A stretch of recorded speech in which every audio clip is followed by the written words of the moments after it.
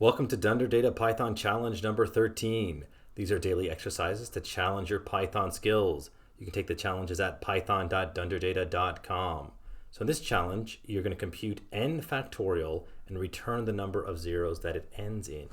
Let's go ahead and get started.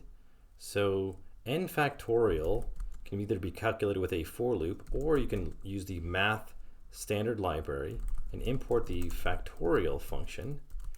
And then you can just call it like this. So I'll just reassign n to n factorial, and we can just look at the answer right now, and that's n factorial. Let's see, that might be too much, say 50. So as you can see, that there's a growing number of zeros that this will end in. Maybe I can go with 100 and so forth.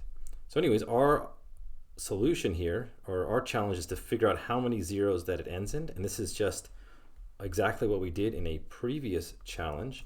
So one of the best ways to do this, or simplest ways, most straightforward, is to just turn the value into a string, and then we can take the length of this total string and then subtract from it the length when we strip out the zeros on the right side, so R strip.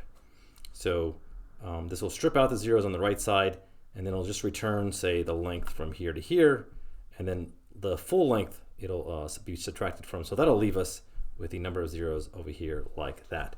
So that should do it. There's 24 zeros that 100 factorial ends in. For what we have with our test case, it was 20, which ends in 4 zeros, and then we can just use the assert statement and to double check. All right, so that does it for Dunder Data Python Challenge number 13. If you enjoyed this challenge and would like to learn more, then come check out my books and courses at dunderdata.com. I provide a comprehensive path for mastering both Python and Pandas to produce trusted results. Below I have a few of my courses. Exercise Python will teach you the fundamentals of Python. Master Data Analysis with Python is an extremely comprehensive course that will teach you everything there is to know about using the Pandas library to do data analysis. And then my newest course is Build an Interactive Data Analytics Dashboard with Python, which is a really fun and exciting course and teaches you all the steps for launching your very own dashboard with Python.